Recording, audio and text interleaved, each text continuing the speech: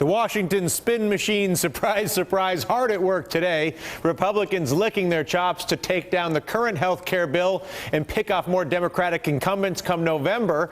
But is Scott Brown's victory truly a rejection of health care, the Obama administration, and Democrats? Or is it even bigger than that? A rejection of the status quo caucus in this country, represented by both incumbent Republicans and Democrats, who have run riot over the last decade accommodating special interests. President Obama guilty of perpetuating and expanding some of those abuses, perhaps. Remember, not once in Scott Brown's victory speech last night did the senator-elect say the word Republican. Tonight, the independent voice of Massachusetts has spoken. Tonight, the independent majority has delivered a great victory.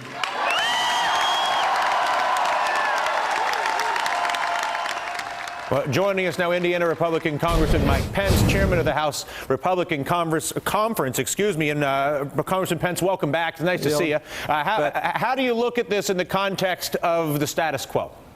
Well, I actually think, Dylan, you're pretty close to the mark. I don't see what happened in Massachusetts or Virginia or New Jersey so much as a victory for the Republican Party. I think it was, in each case, it was a victory for the American people. Look, the American people are tired of the borrowing, the spending, the bailouts, the takeovers that have been accelerated under now Democrat and previously under Republican administrations, and they're tired of it. They want us to put our fiscal house in order here in Washington, D.C., and they want us to set aside all these big government schemes and focus on the kind of measures that are going to get this economy moving again. I think they sent a deafening message to the political class in Washington, D.C., and I'm telling you what, Republicans are on the side of the American people in this fight. So how do you make that clear? In other words, I think that everybody is skeptical of the words that come out of the mouths of politicians, and for that matter, the media in this country. At this point, without action, no one's going to believe anybody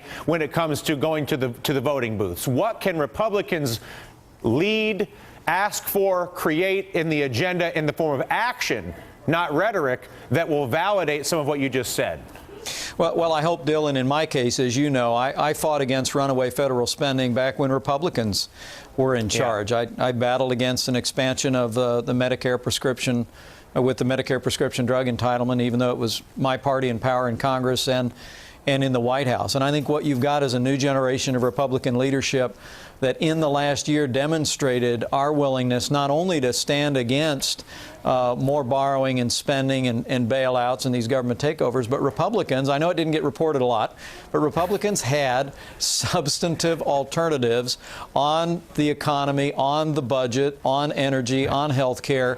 And as we meet with the president next week, our hope is that now, having heard all of us from the American people, that we're going to be able to get a willing ear at the White House and among Democrats on Capitol Hill about some of our proposals to get the economy moving again and get spending under control. But just for the fun of it, let's just talk about a couple of pieces of low-hanging fruit. First with health care, and then I'll ask you one on the banks. Yeah.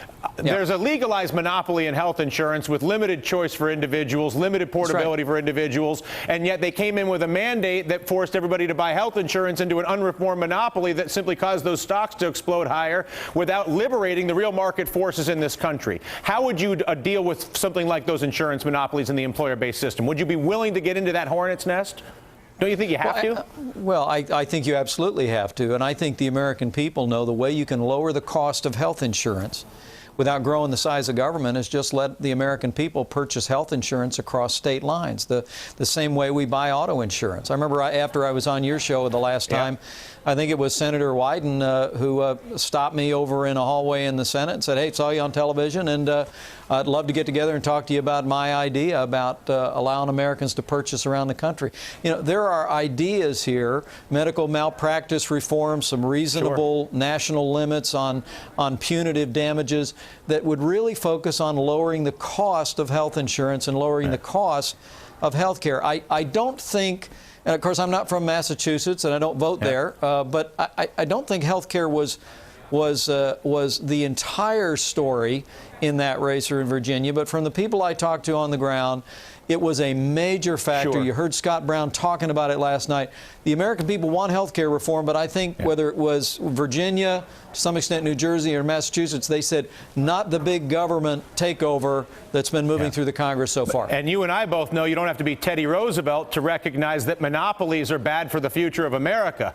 Whether it's an insurance monopoly, a banking monopoly, and I don't care what it is, a monopoly that controls the government is good for the monopoly and may have influence in the government, but it's not good for the people.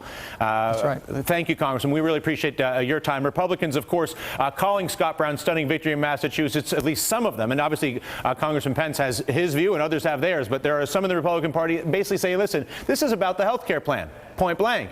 But is it that, or again, is it a larger wake-up call to everybody, as we believe that it is? And even Congressman Pence, by the way, agrees. This is not lefty-righty. This is not health care banks. This is who do the politicians work for, and do they work for those who are the special interests that they try to accommodate, or do they work in the future interests of America, our children, and our children's children?